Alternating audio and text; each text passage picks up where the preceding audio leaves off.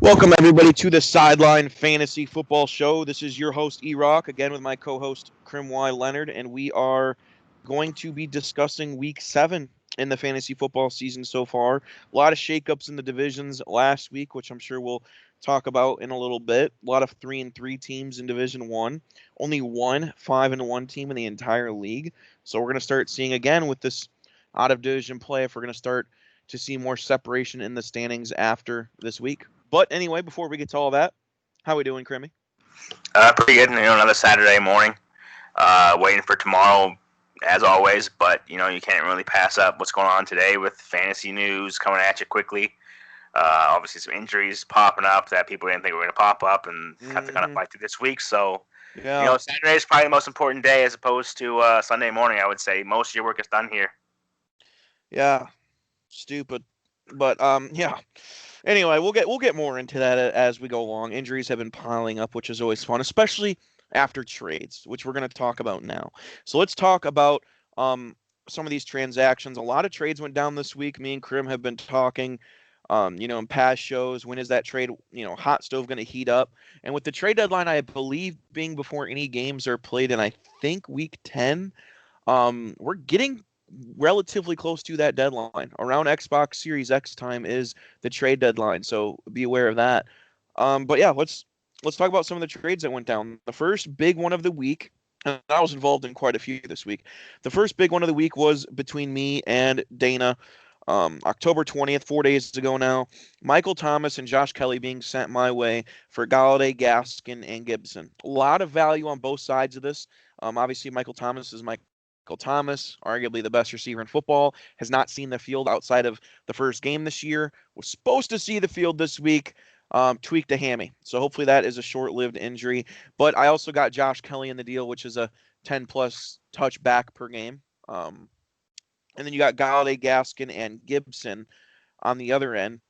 Galladay is probably a top 20-ish fantasy receiver. Gaskin and Gibson, who probably nobody knew coming into the season outside of maybe a little bit of draft profiles on Gibson. Really, no one knew what kind of role they'd have this year, or nobody really even expected a role from either of them this year. And now they're both top 20 fantasy running backs. And they are hard to come by this year, and I gave them up possibly for the number one receiver in fantasy. What did you think of this trade? Obviously, when before everything kind of went down, the trade itself seemed pretty good for both sides. I mean, obviously Dana needed that running back depth. You're getting Miles Gaskins, who to me has been very surprising. I know he wasn't really a household name before. Still, I wouldn't say he is one, but he's somebody to look at every week. I mean, that Dolphins team is giving him the work. He's getting the carries. He's out of the backfield catching passes too. Now with Tua coming along, it might boost his value more so just because Tua being a rookie quarterback isn't going to be as adapt to the game, moving as fast, and having a safety valve and Gaskin can kind of boost those targets, boost those catches, that yardage, all that good stuff. So, and in that regard, I mean, right then and there, you get yourself a starting running back. Probably every week, you would at least be able to put him in the flex. So you're kind of nipping him in the bud right there. And obviously, Galladay, Gibson, both players have been pretty stout this year. Again, guys, you really don't have to kind of question a lot when it comes to starting them every week, regardless of matchup. So that's kind of a nice added luxury there. So Dana's got a good piece there. And you, Michael Thomas, Josh Kelly, both guys who are pretty involved in their respective teams and offenses. Michael Thomas, obviously not going to play this week, which sucks for you. But, I mean, if you can survive another week without Michael Thomas and Michael Thomas comes back and does what he does, I mean, getting him at any point in the season is going to be, pretty important. It's just a matter of when he comes back, and the production is going to be there when that happens. So it's just a matter of Yeah, time that kind of and kicks I into was gear. really and I was really hoping he was 100% because one of the big things about making that trade, and it sounds a little silly, but um, Michael Thomas bye had already happened, so it's not like I would have had to worry about a bye week coming up or anything like that. Derrick Henry has already had his bye, so arguably my two best fantasy players, Thomas and Henry would have, you know, had their buys already, and I would have had them the whole length of the season. So Michael Thomas even being out this week does hurt quite a bit. Not saying I still wouldn't have made the trade. It's not. I'm not. I don't have any buyer's remorse or anything like that. But man, that's tough, especially being at the 3-3 mark and trying to get over that 500 hump. I do wonder on Gibson though. Dana was trying to possibly get Henderson over Gibson. Gibson's had some good weeks, but he's still splitting carries quite a bit with McKissick. McKissick's, for whatever reason, even though Gibson came out of college as a receiver, McKissick's still getting a lot of those catches. I think Gibson only had one more carry last week than McKissick as well, and it makes you wonder. As good as Gibson has been on some weeks, I think right now he's a little bit of a matchup play because there's been a few weeks he's been under 10 points, and sometimes you got to wonder, all right, as a receiver or someone else a better option in that flex spot. But I mean, it's still a value regardless. And Gibson, he's been playing pretty well this year. And running back 23, technically, if you go by the numbers, he's playing as an RB2 this year. So definitely can't complain there. It was not an easy trade for me. It wasn't. We went through a lot of conversations, but hopefully it works out for the better. Let's go on to the next trade. There was a couple quick little one for ones that went on. Mark Ingram for T Higgins. Actually happened last Sunday. Went through when it could go through.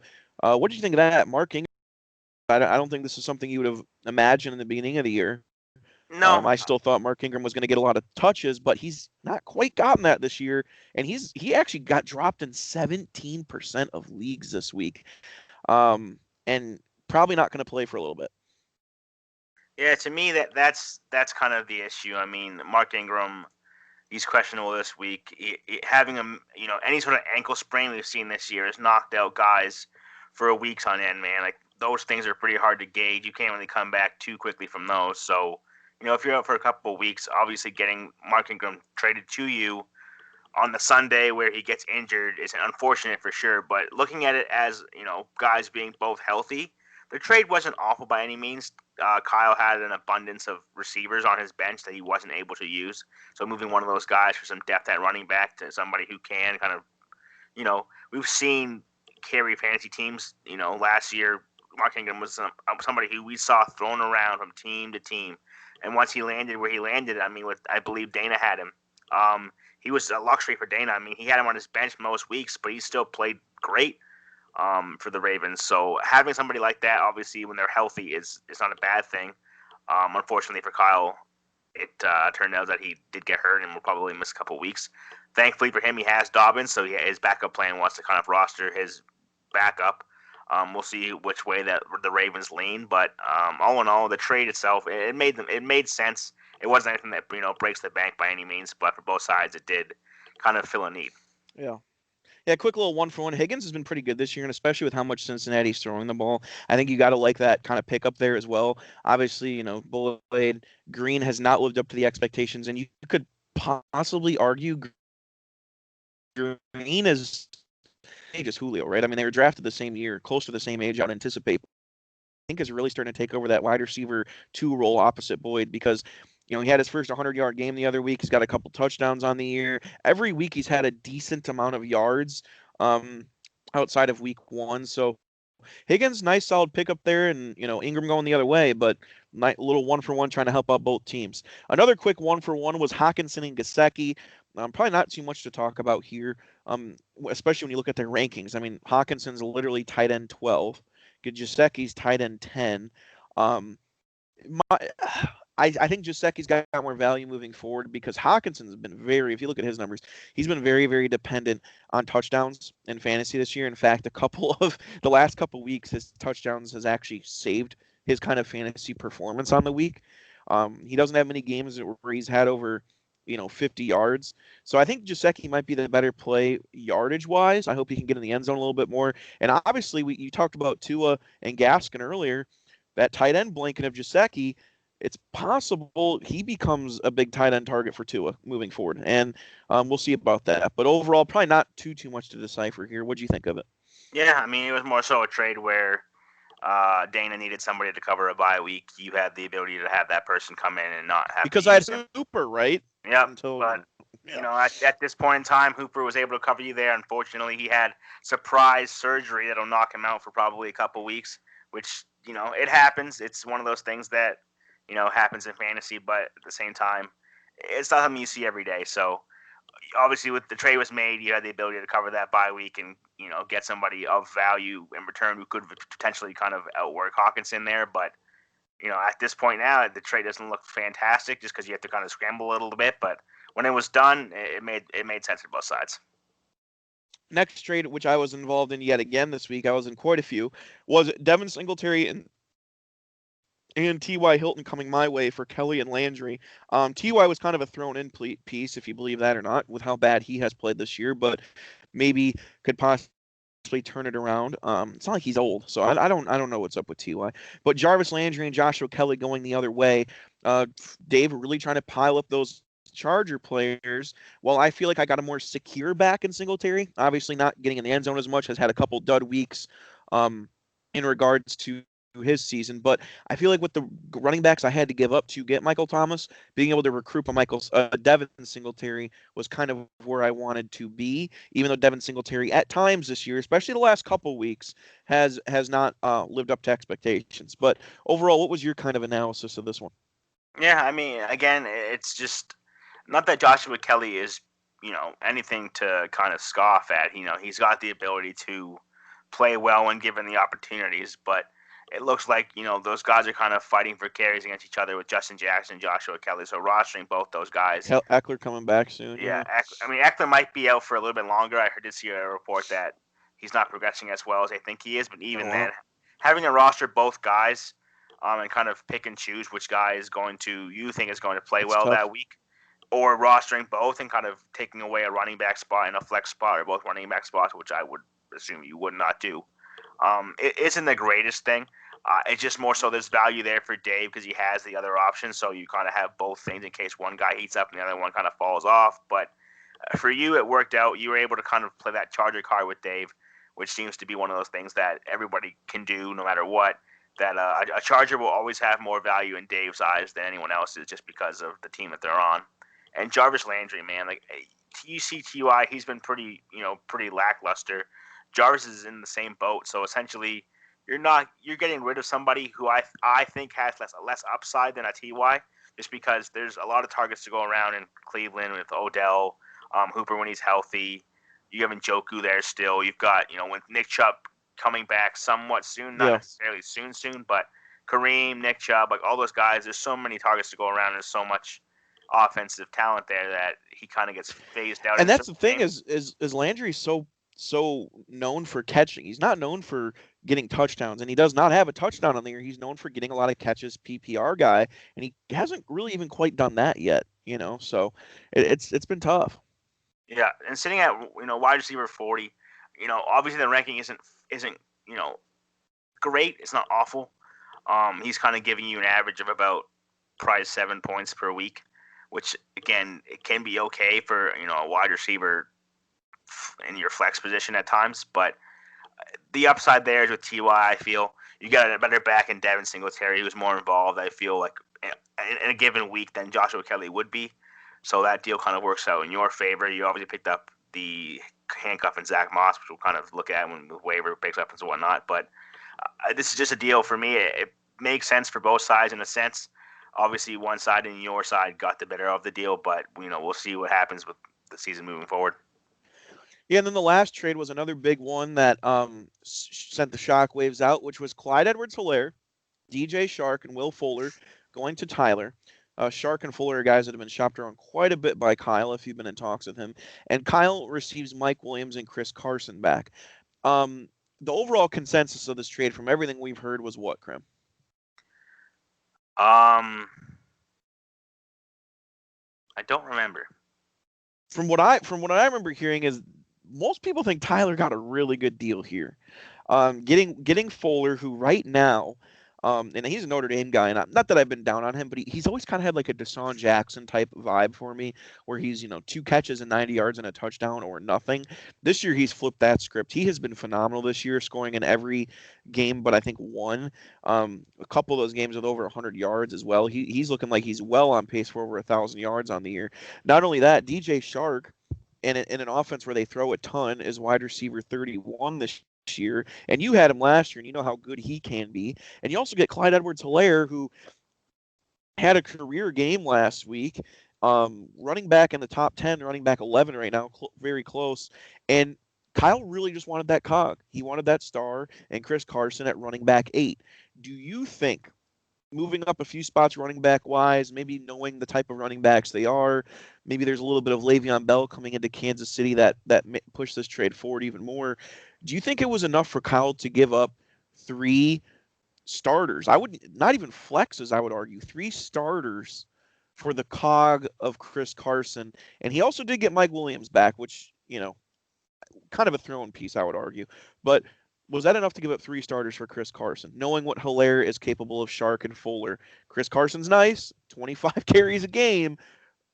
Did what did you think about this trade? Yeah, again, going back to Kyle's kind of breakdown of his team, uh, I was in talks myself. I feel like most people were. The his receiving core, he just doesn't feel like he has the ability to play Will Fuller and Shark constantly. So, kind of having to get away from those guys and having them sit on your bench and kind of rot away in a sense, there's no point in doing that. So, moving, you know, Edward Hilaire, which I feel like isn't bad, but I don't think that Le'Veon comes in and affects him to the point where people think. Le'Veon, yes, will come in and get work. I don't think that they took this kid in the first round, even signing anybody they possibly could have, if it was Fournette, if it's Le'Veon, if it was whoever, are going to come in and take away touches significantly, because you don't spend a first round pick on somebody like that and kind of tell them, hey, you know what? Yeah, you're used to getting 20 carries a game or 20 touches a game. Now you're getting 10. You're not going to cut it in half like that. So I feel like it wasn't a drastic move by Kyle. The upgrade is there with Carson. He's been fantastic. And the upside with Mike Williams now connecting more so with Herbert is there as well. So you kind of can argue that Mike Williams can kind of be the Will Fuller to that Chargers team in a sense. So you might be able to kind of get the same player back. Obviously not as consistent, but if you're looking for that boom bust guy, Will Fuller has been known to be in the past. Although this year he's been very consistent. You get that back too, but I feel like the trade works well for both teams. You get your upgrade in the RB like you want. You kind of get the depth that you need with Tyler, and you're sitting atop your division at 5-1. I mean, getting that kind of a haul for your starting running back who's replaced by CEH, and having a bench piece thrown to the other side and getting back two starting receivers, you can't really complain. Yeah, and I will say this, kind of what you pointed out is Kyle's receivers are so good, and I think that's why he's been shopping off Shark and Fuller this whole time, because he just simply didn't have anywhere to put them. So, from an outsider's perspective, if you don't look at rosters, you can maybe say, you know what, Tyler won this trade. But if you look at it from Kyle's perspective of, you know what, I can upgrade at running back, get for sure without any running back committees, because he hates those. Who doesn't? For sure, get an upgrade at running back that's going to get 20, 25 touches a game, no matter what the matchup is. And yes, I do have to part with Fuller and Shark, but if I'm not getting any bites, if I'm not, no one's biting on these two to upgrade me anywhere, I will upgrade in this capacity. So I could see where most people would look at that as, what the heck is Kyle doing? He gave up a lot, but in another sense, he maybe solidified his running back position more and gave away two guys that outside of bye weeks were never going to start. So that's a possibility. Although if he could have held on to Fuller and started him over David Johnson, same team, that might have been a thing, because David Johnson hasn't been that good this year. He's been very 9-10 pointy, but very dependent on certain things. But we'll get to that. Real quick, we'll go to the ads on the week. Nothing too crazy. Boston Scott was picked up for 45 points, which was a big ad there. Scored 16 on that Thursday night game. I picked up Keelan Cole, obviously, after giving up a couple receivers. I wanted to make sure I got him, and he's been sneaky good this year. He's kind of been added and dropped, but he's wide receiver 20 on the season, and I was kind of surprised no one else went after him after his 150-yard performance last week. But hey, I got him, whether it was too much or not. You picked up Goddard for 10, who will be out a couple more weeks, but coming back relatively soon. Anything really jump out at you here? Nothing too crazy. No, I mean, Boston Scott for Rob. He kind of came in and gave him the week that he needed. I mean, it's more so a stay afloat kind of move for me, with Rob being second in that division. You don't really want to lose a game, especially cross division now, which we've seen make our big swing games, no matter which way you kind of look at it. I mean, you make up a lot of ground with wins, and you lose a lot of ground with losses. I mean, obviously we saw our division kind of, it stayed put, but at the same time, everyone's within a game of each other at that point. So it's very difficult to kind of lose these games. So having Boston Scott come in, score you 17 points, I believe, just underneath that, and your flex spot for 45 points, I mean, I'm paying that even if it's for a week. Maybe there's some sort of setback and Sanders has to sit out a little bit longer, but it could pay out in that regard. The biggest thing to me is I mean, my 10 points for Dallas obviously sucks just because I dropped him just the day after. Seeing that he was going to be out a couple more weeks, I figured that there was so much speculation about him coming back against the Giants that Right. it's worth a shot. I'm okay with losing the 10 points. It is what it is. I mean, I grabbed my quarterback for next week in Carson Wentz in that regard, so I can't really complain there. But outside of that, no, we're kind of getting to the point where the waiver wire isn't necessarily dry, but there's not going to be many significant moves. I mean, if A lot you of see a running injuries. back go down, yeah, that's Yeah. essentially it. But even then, like it's barren, man. I feel like at this point, people are picking up backup running backs before they even have a chance to I start, know. just It's a in hopes. fast, active league, man. The second Yeah, Antonio Brown name was mentioned, it was he was was gone. quick on the trigger. Yeah, for sure. Well, let's look at the week's matchups. We are going to start with yours, obviously, Newcomb Jukum versus Fear the Herbinator. Both sides had someone go already. You had your kicker go for 3. Not ideal. Usually, obviously, you'd like your kicker to be around 7 plus. He had his defense go, who got him 9, which is decent. Can't complain there. You are projected to still win by 8 points here. You're facing a Dave team that has lost 5 in a row after winning the opening week. You got off the losing snide last week with a win, going 4-2 on the season. Um, I mean, you never want to chalk up any win as an easy win in fantasy, but you do have to feel somewhat good going against Dave's team this week. Yeah, I mean, it's not even that. It's just Dave's team. I see on his side that the matchups are there. I mean, you've got Herbert, Kelly, Keenan, all going up against a weaker Jacksonville defense. Gurley kind of going up against a weaker Lions defense, but we'll kind of see how that works out. Tyler Boyd against Cleveland, who aren't fantastic right now, but defensively they've been pretty stout. I mean, he played them week 2 and scored 16 points. Had a touchdown, obviously, so that kind of helped. But Boyd's kind of in that point where you're going to play no matter what, just because of the volume he'll get.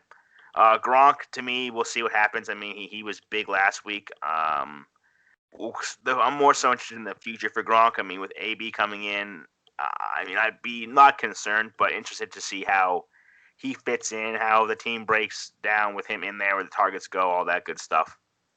Obviously, Landry, it's just on my side of things, I like them more so. I'm not sitting here saying that it's because it's my team. I do like my matchups more so. They're more, I would say, divvied up well, as opposed to Dave kind of stacking, again, one team with 3 players having a go at that, because if they get up ahead, they're gonna usually run their guys with Kelly and Justin Jackson, so Herbert and Keenan Allen kind of get phased out a bit. But I do like the fact that the game of the week for Sunday at least, um, the Seahawks Cardinals game got flexed to That'll that be the Sunday deciding 8:20. factor. That to me is big. I mean, having 2 It'll key be a guys fun one. again go for you at that late night game, and you know that your opponent doesn't have a Monday game. It just gives you a sense of relief, in a sense that okay, I have 2 studs here. These You need guys are 20. playing the last Yeah. week of the game. I need 20. You're probably going to get 10 apiece, hopefully, especially from a quarterback playing. So we'll see about that. And the big thing for me, it's going to be the running backs. I mean, like, I feel like we're pretty much stacked up evenly everywhere else outside of the flexes and the running backs. I mean, Zeke and Swift. I mean, Swift, we saw a breakout last week. Hopefully, he can get it going again against this Atlanta squad. And Zeke, man, I mean, this guy, we've seen so many things from him happen this year, with fumbles, with just, last week was not very good for him, but I mean, he's still RB2. I mean, you can't really argue with what he's done. He's still RB2, so I'm not going to kind of jump off the Zeke train right now. I know I shopped him a bit during the week, trying to see what I could get. I had some solid offers. I just felt hesitant to pull the trigger on him, just because I didn't want to give up on him after that week. That week he just had, I felt like it was kind of going to give me some sort of bad juju to do so. So I'm going to ride that out for right now. But Yeah, that, yeah, go ahead. and Swift came alive last week for sure. I think that was his first time he ever even had 10 touches in a game, let alone 10 carries. So that was a big week for him. You're relying on him, obviously, with Mozart going down yet again. That's a big loss for you because Don't remind me. Yeah, he's been really good this year when he has played. So the fact that he went down again was a big loss for you. But if you can hold fort, win this week, that would be big for you. I think matchup wise, you got it. Zeke against Washington should have a bounce back game, and he's going to be relying on Josh Kelly. So and a lot of those Charger guys. So between you might only have to watch Jacksonville, LA, and Seattle, Arizona, and you might see your fantasy matchup right there. So. We'll see. Let's move on to the next one here, back to back and back again, which I'm still trying to do, versus Kyle, my ball Zach Ertz. Kyle's struggling a little bit this year. Has been really good every single year in fantasy. 2-4 at this point, trying to make moves to get out of the hole. I am 3-3 after starting off 0-3. I have won 3 in a row, looking to keep the winning train going here. I'm projected to lose by a single point. Kyle still has not picked up a kicker yet, and I do wonder if he is going to try to keep that same trajectory until the 3 o'clock games are done. Because if you notice, he has almost everybody playing at 3 o'clock or the night game. Well, I have almost everybody playing at 12 or 3. And I wonder if he's going to look at those 12 o'clock games. If Stafford, Henry, and Njoku and Singletary kind of don't do so hot, I wonder if he's just not going to pick up a kicker. So we'll see. We'll see. But at this point, I am projected to lose by 1 point, despite Hooper going down, despite Thomas going down, and despite all the trades I made. If I could come away with a victory here, I'd be pretty happy. And the projections show it should be pretty close. We'll see. What do you think? Yeah, I agree. I mean, obviously Kyle's playing, I would say, some sort of a dangerous game in regards to playing quarterback roulette. I feel like his best option might have been Carson Wentz, who thankfully I now have going into this week. But Gardner Minshew, again, it's somebody who may make mistakes, but he's going to throw the ball quite a bit. You would hope, but it also might cost you in regards to points going James Robinson's way with the running back being kind of phased out a little bit more than you would like. The I hope biggest I thing can here, balance that out with Keelan Cole yeah, too. that's the thing too. Like those to me are dangerous games to play. They work out sometimes. More often than not, they do not though. Just because you'll play a receiver, they'll play the quarterback for whatever reason that week. They will not find your receiver. It could be they're playing Matt Ryan, you're playing Julio. You know, you think it's going to work out in your favor somehow, some way. Ridley has 15 targets, 12 catches, 3 touchdowns, while Julio has 2 catches for 15 yards, and you're sitting there like, what the hell just happened? So stacking them across there is it obviously works. I like the matchup there with Keelan Cole. I mean, he's outside of him and Lavishka uh, and Chark. I mean, there's really nowhere else these guys are going passing wise, and these guys are getting tons of targets every game, Yeah. no matter what. So like whoever's out there is going to get targeted quite a bit. So that's going to work out for him. I would believe. For you and him, I would say the main factor here, outside of Henderson, who it looks like he's going to be ready on Monday, so you'll be fine not having to kind of scramble at that point. You don't really want to have to kind of pivot off, especially when your options are Michael Thomas, who is not playing, and Zach Moss, who plays at 1 o'clock. So you don't really want to have to somebody off the waiver wire like Malcolm Brown, who I believe is still there, or some sort of receiver and kind of fiddle with that. So you're looking okay there. But the receivers, I mean, you're playing Cole Beasley, you're playing Keelan Cole. You have really no choice with most of your guys on a bye. Obviously, Ty would be available there, Marquise would be available there, but they don't have a game this week, so you're kind of not fighting for scraps there because Beasley has been pretty solid in regards Beasley's to been pretty fantasy. solid. I've Yeah. been pretty impressed. He's been really solid, like 12, 13 a week kind of Yeah. guy. So it's Yeah. it on paper it looks much worse than it actually is. So, but at the other end of things, I mean, if you look at on paper again, Devontae Adams, Tyreek Hill, Big Houston and names. Denver, those are big names. Those matchups to me are pretty juicy. I mean, obviously Beasley's playing the Jets, so you hope that he gets involved early. He gets a touchdown or two, and then you kind of get Singletary to run out that clock, and it works out in your favor for sure. But Devontae Adams, Tyreek Hill, I mean, those are just very hard to kind of combat Yeah. in a And week I basis. and obviously Derrick Henry's starting no matter week, any week, no matter what. But I am curious against that really good Pittsburgh defense. I don't think I can afford a 9, 10 point week from Henry. I still think I need him to do. And interestingly enough, he's only projected for 15, which is kind of on the lower end on the Derrick Henry scale.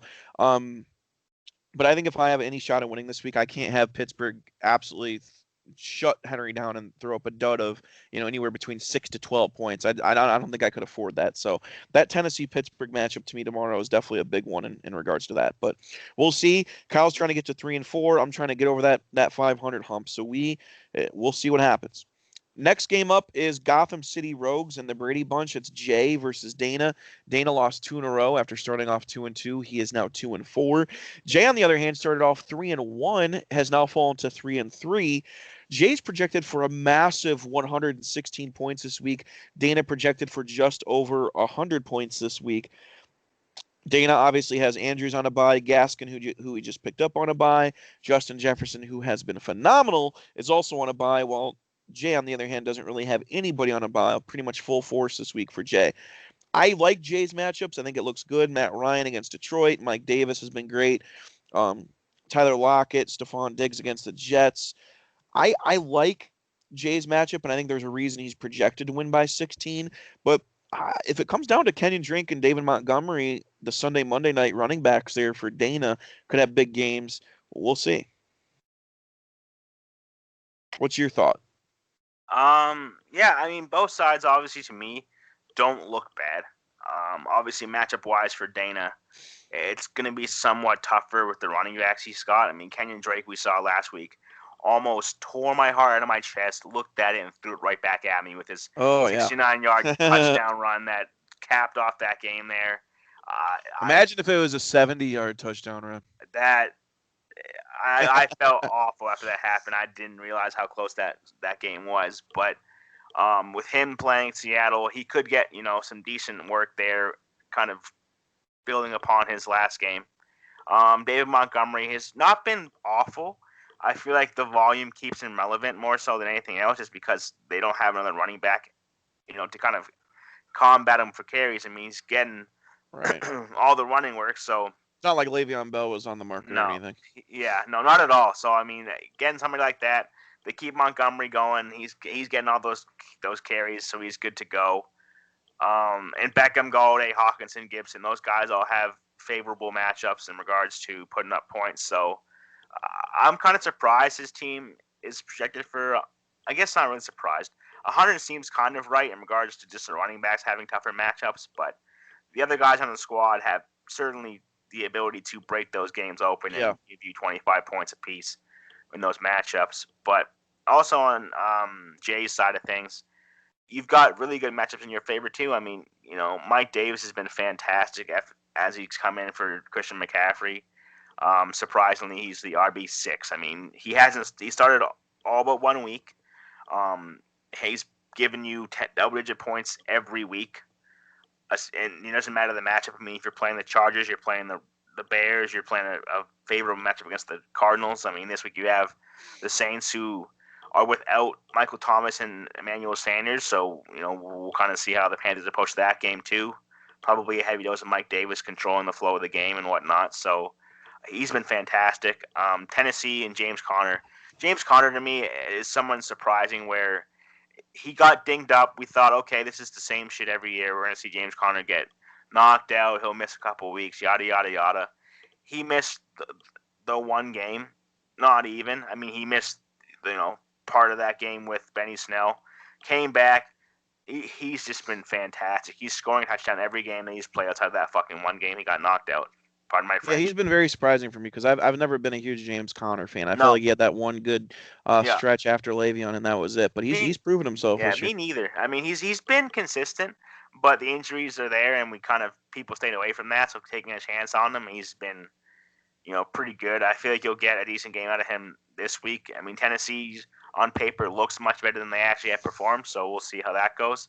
And just everywhere else, I mean, again, there's really only a couple guys on either side that have a really, really tough matchup. Outside of that, they do look pretty favorable. So it'd be a big scoring week. Yeah, you're right. High scoring teams. Like you said, even on Dana's side, the Beckham Galladay matchup since the Atlanta, this is a lot of teams 50 times a game. So we could see some big weeks for sure in regards to that. And that Arizona Seattle game might be a little bit more running than we think. So Kenyon Drake, Chris Carson might run a little bit. So we'll see. It'll be interesting. Just one more surprising thing about this too is Dana trading for Juju earlier in the year. I know he hasn't been fantastic, but Do you think Juju is someone you need to start every week to kind of get the most out of him, or is he somebody that's now Oh, a matchup, kind of guy where if you're playing somebody who's tougher, Tennessee, I wouldn't say is necessarily tough on opposing passing offenses. Is he somebody that you kind of have to keep an eye on now, week in and week out? I do, and I think it's someone that obviously his value has dropped immensely, so it's not someone you could just, you know, give in a trade for nothing. I don't think it's quite that. I like Juju, but man, he's had one game over 50 yards this year, just one game, and with how it's not like the Steelers are 1-4, they're 5-0, so whatever they're doing is working for him, and if Juju's not been a part of that. I don't think they're going to force it to him at any point either. So I really wonder what the rest of Juju's season is going to look like because I'm sure for Dana's sake, he's hoping he can turn into even a top 25 receiver, fantasy wise. But would I start him over any of the guys right there on his roster? I think Dana's making the right call there, but man, it's tough because he has not performed this year despite the team being 5-0. So we'll have to see on that one. Let's move on to the next matchup here. We got C. Fells and to Khalil Mockingbird. Tyler 5-1 on the year, the only 5-1 team in the league. Winner of two in a row, going against Chad, who started off 0-2, has now won four in a row. He is projected for 99 points. Tyler projected for 102. Tyler had a 5-point performance from his defense. Can't really scoff too much at that. That's an okay performance from a defensive perspective. Um, Based on what you see here, Tyler projected to win just by a slim margin. That would be big for him in keeping up pace, despite having. I mean, let's not forget this is with McCaffrey being out the entire season, the number one pick, which means he didn't get to pick again until what 24. Tyler's 5-1 right now with McCaffrey out this whole year. Made that trade, doing what he needs to do. Does he stay alive and win another one this week? Um, it's tough to say. Again, I don't mind his matchups on his side. I would say there's more so again as things I like on Chad's side of things outside of maybe one or two pieces there. Denver and Kansas City is massive, obviously, for Tyler. When he has Mahomes, he has Edwards-Helaire. Hopefully, those guys can kind of continue what they've been doing. The big question mark here is P. Ryan, man. I mean, obviously, it's someone who said that Gase said was going to get a brunt of the work. We saw him last week. I think he gave Tyler a measly 4 points. 4.6 against a weak Miami squad where they scored absolutely no points. So to think that he's going to do anything more in a game against the Buffalo Bills, obviously he has no choice because he's been without McCaffrey, like you stated. So you really don't have a chance to kind of fill a void there. But he's got, he's got the right pieces in there. I would say his lineup is optimized to the best of his degree. I like Chad's side of things more so, though. I mean, James White against that San Fran defense, having a running back there is obviously difficult. I have Damian Harris. I may have to rely on him next week, depending on what happens with the Cowboys being on a bye and whatnot. But James White's kind of the one guy will get touches. He might carry the ball 3 times, but he's somebody that Cam enjoys throwing the ball to. Somebody who's safe. He's going to get you probably 8 to 10 points week in and week out, so you can kind of, feel comfortable there. But the biggest thing here to me is Ronald Jones. He's been, again, surprisingly good. I thought that he would be good in the offense that's around him because it's taking the pressure off of him with Godwin, with Evans, with Brady now being under center. But Ronald Jones being the RB, I believe, 13. What am I saying? 13. I think he might have been higher than that earlier in the week or whatever. But just again coming off a 25-point game against the Packers, who aren't very good at stopping the run, which we knew. But 113 yards last week against the Pack, 2 scores. 106 against the Bears, didn't score. 111 against the Chargers, didn't score. I mean, if you're coming off those 3 games, and the Chargers are no slouch. Yeah, that on defense. The Bears we saw last week are not a slouch on defense. I mean, those teams are able to kind of lock boys down. But 100 yards the last 3 games, and you're probably going to see him get another 100 yards this week against the Raiders.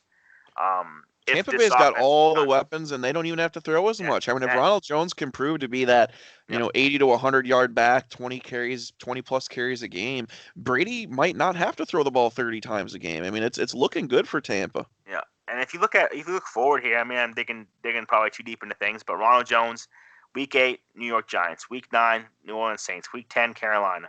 Those 3 weeks, like those are massive weeks, because those are defenses that aren't very stout in regards to stopping the run, and you can see this guy doing these things again. You can see him getting 100 yards. I mean, he runs very angrily. He's easily finding holes that are being created by just defenses not being able to pressure him as much, and if they do, Brady's kind of picking them apart and pushing them back. You found obviously so much value in Ronald Jones this year, picking him so low. People were skeptical of him, I wouldn't say, because we knew what we were going to get. It was going to be a somewhat better Rojo as opposed to years before, but he's been kind of carrying Chad's team, I would say. I mean, you don't look at Chad's team and say anybody else has been fantastic. I mean, you have guys that have been solid, yes. Like Joe Mixon had one good week. Like that's your number one pick. Um, your receivers have been somewhat lackluster in regards to finding the end zone. I mean, Allen Robinson has found the end zone twice this year. I believe DJ Moore has found the end zone once or twice as well. I mean, those guys aren't scoring. So they're not giving you as many points as they should be week in and week out. And Rojo's been the guy kind of carrying the load here, which is crazy to me. Not that Chad's team is bad, because I do like his team quite a bit. But just you would not think that Ronald Jones would be your catalyst on your squad in Right. a fantasy season by any means until now. Yeah, it seems like a lot of Chad's team so far has just been balanced. When someone has a down week, someone else picks them up. Jonnu Smith has had a couple good weeks.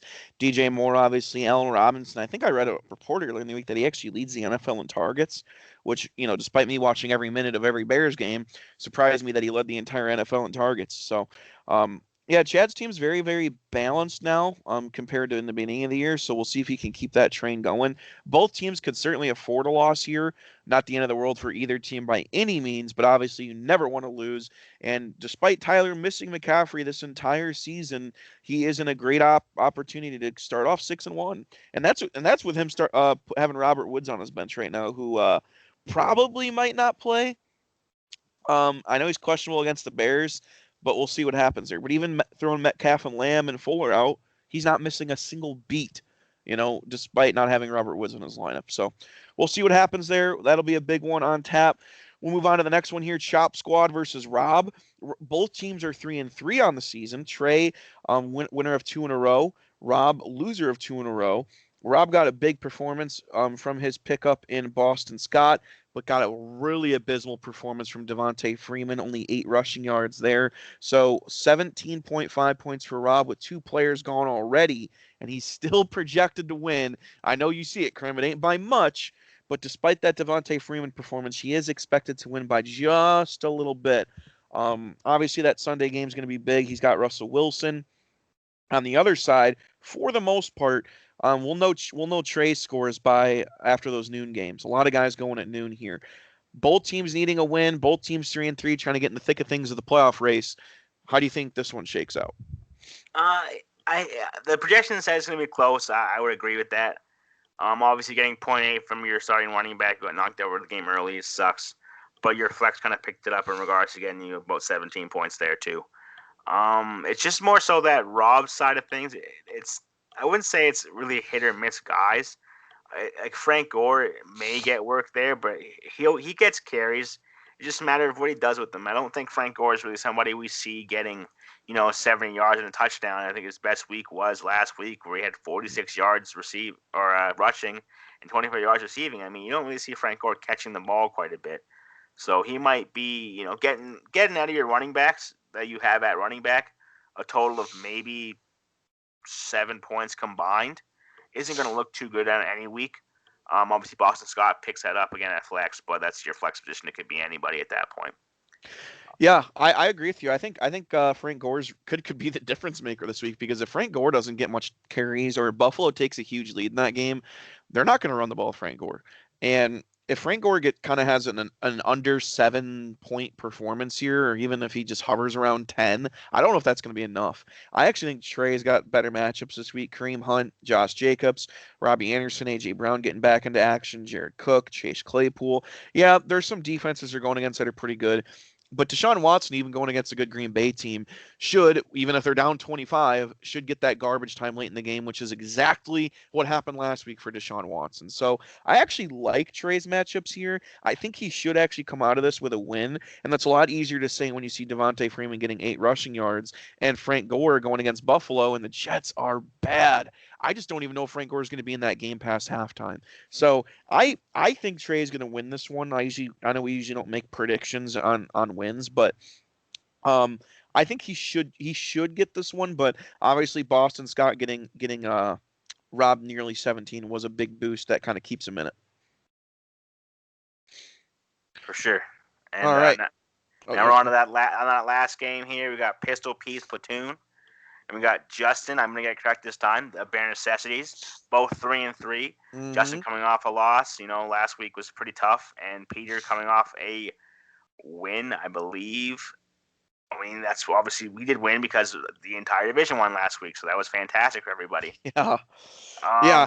Um, yeah, that I guess that's why I say like these games are massive swing games, man. Like you lose one of these games and the rest of your division wins, you're a game behind, yes, but you don't see these guys until later in the year. So if you don't have those tiebreakers, it's very difficult not to make up that 1 week, but kind of to get ahead at that point just because It is. we're getting to that point again where time is very limited. I mean, we're in week 7 now. We're about at the halfway point, so it's kind of things are coming into fruition now, and we're kind of seeing the lay of the land how it's breaking down. These games here, the other division games, every game has been big. Obviously, the first 3 games are massive just because you play those guys twice. They're not as um, impactful. Those last 2 in division obviously are way more impactful just because tiebreaker situations.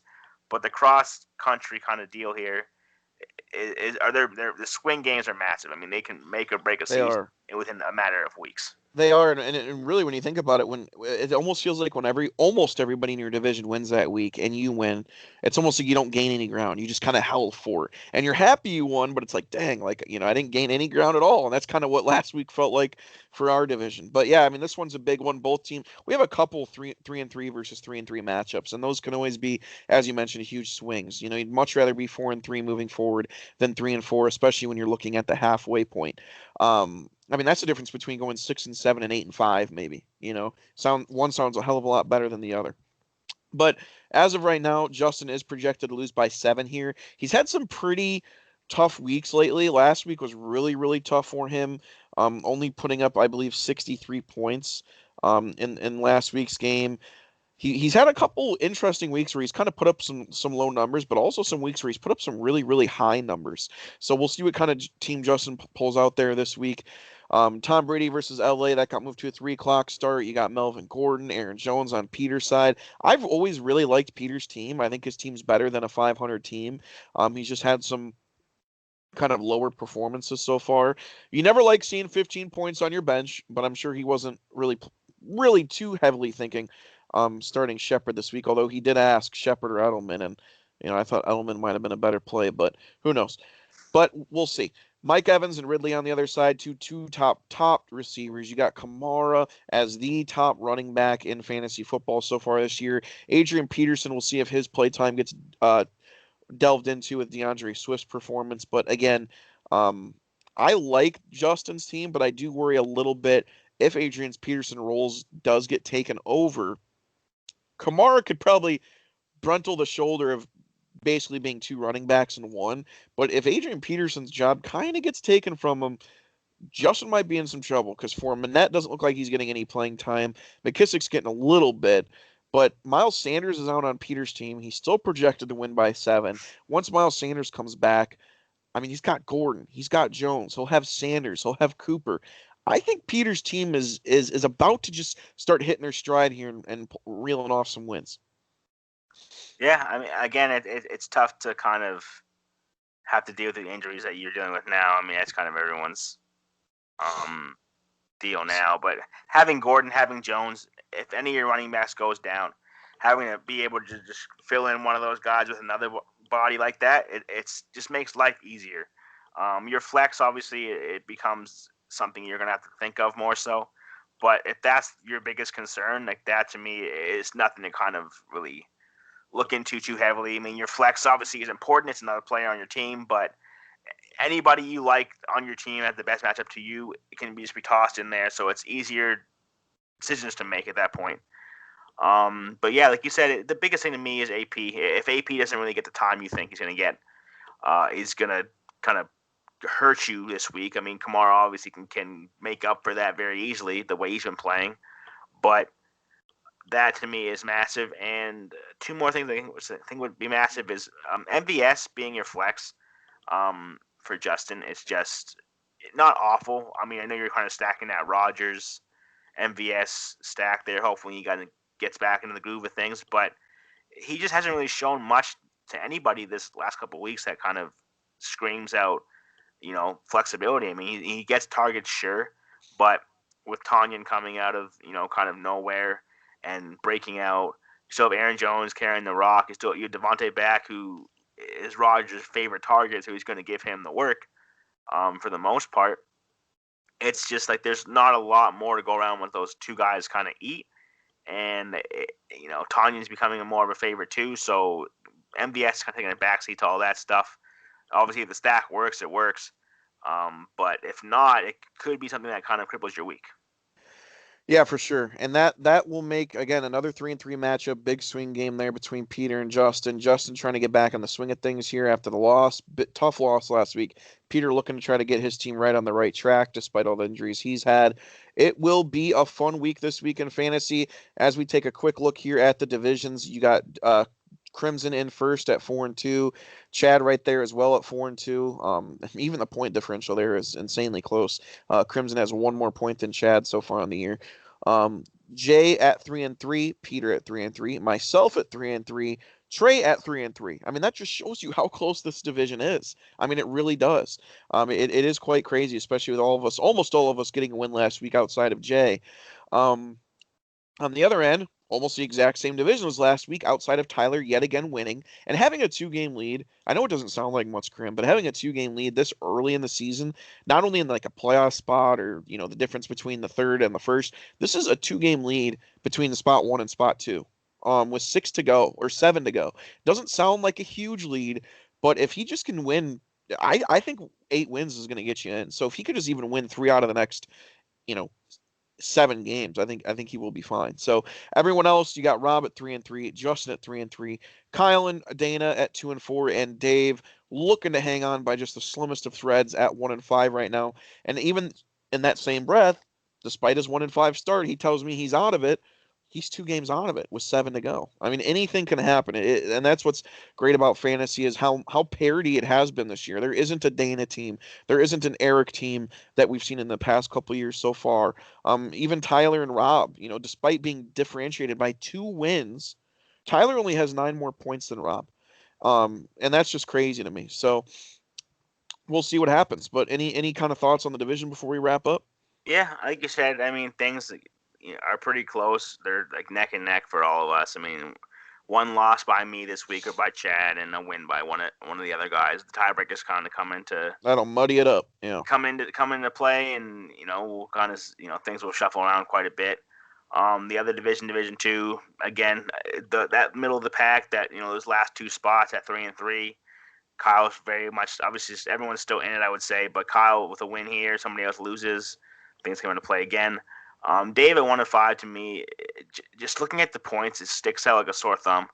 Dave has yet to crack 500 points. Everybody is well above 81 500 points a points. week.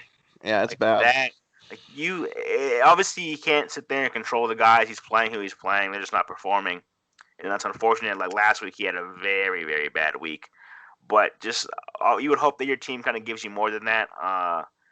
It's obviously I'm not writing anybody off, but Dave's Not team needs to kind of show some more yeah. for me to be any sort of excited about it. And real quick, not only has he not broken 500 and everyone else has broken 600, almost everybody outside of me and Kyle have broken 650. I mean, we're looking at most people are going to be well over 750 this week, even 800. It's yeah, that's pretty bad. But continue. Yeah, I mean that's the thing, man. Like I wouldn't say his team is. It's obviously his team. He's playing who he's playing. Those guys perform. Once the lineups are set and those guys are locked in, You don't have much saying anything in regards to how those guys play. But you just would think that a team like that being 1-5 with everybody else kind of being around the same point, point total, and these guys kind of showing that they're in the mix still. Dave telling you he's out of it, and he's still within 2 games, and still can kind of make leeway. Hopefully this week he does not, because I am playing him.